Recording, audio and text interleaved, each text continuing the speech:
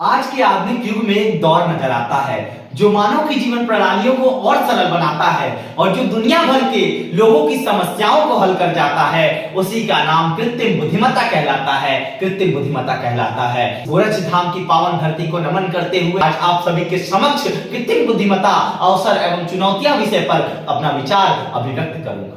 कृत्रिम बुद्धिमत्ता आज के युग की एक क्रांतिकारी तकनीकी है जो विज्ञान और प्रौद्योगिकी के क्षेत्र में नई संभावनाओं के अनेकों द्वार खोल दिए हैं, क्योंकि एआई के साथ हर समस्या का समाधान अनेक संभावनाओं में बदल जाता है। एआई वह शक्ति है जो मशीनों के सोचने, समझने व निर्णय लेने और समस्याओं को हल करने की क्षमता प्रदान करती है। अगर हम एआई के इतिहास की बात करें तो हमें पता चलता है कि सन 1950 ईस्वी में एलन ट्यूरिंग ने इसे प्रस्तुत किया था, इसकी प्रारंभिक अवधारणा को, और इन्होंने अपने विचार अभिव्यक्त करते हुए कहा कि मशीनों में सोचने की क्षमता हो सकती है।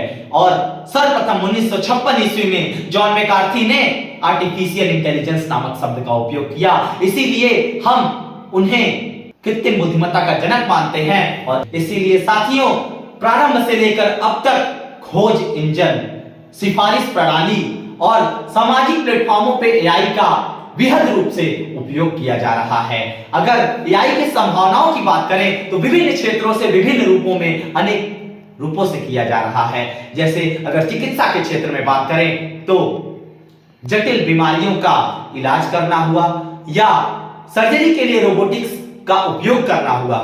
शिक्षा के क्षेत्रों में अगर बात करें तो व्यक्तिगत और अनुकूल शिक्षा के साथ साथ भाषा अनुवाद, शोध में तीव्रता, मूल्यांकन और वैश्विक शिक्षा का पहुंच प्रदान करती है। और कृषि के क्षेत्र में अगर बात करें तो हमारा देश कृषि प्रधान क्षेत्र है और इसमें एआई बहुत ही प्राचुर रूप से उपयोग हो रहा है। जैसे फसलों में वृद्धि करना हुआ या मृदा की गुणवत्ता का विश्लेषण करना हुआ या उपकरण, आधुनिक उपकरण जैसे ड्रोन तकनीकी और रोबोटिक्स के माध्यम से खेती को स्वचालित रूप से करने में सहयोग मिलता है। इसी के साथ साथ कृत्रिम बुद्धिमत्ता अनेक क्षेत्रों में सहायक है, जैसे स्वचालित वाहन अर्थात परिवहन के क्षेत्र में, कानून व्यवस्था के क्षेत्रों में, मनोरंजन के क्षेत्रों में हुआ या जलवायु परिवर्तन और पर्यावरण संरक्षण के क्षेत्र में। इसी के साथ साथ विभिन्न क्षेत्रों में विभिन्न रूपों से सम्मिलित है। विकसित भारत 2047 में हमारे एआई का एक बहुत महत्वपूर्ण योगदान नजर आ रहा है। अगर हम एआई के भविष्य की ओर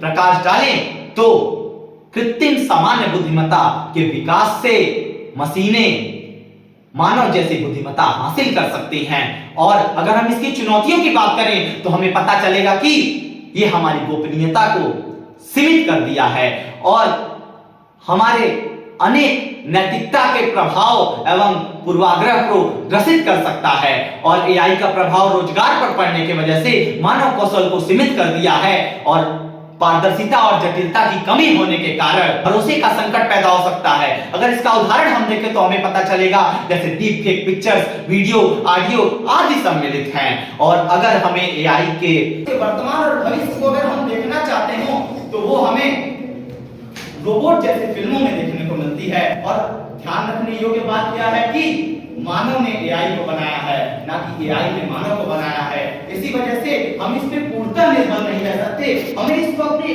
विवेक का उपयोग करते हुए इसका उपयोग करना होगा।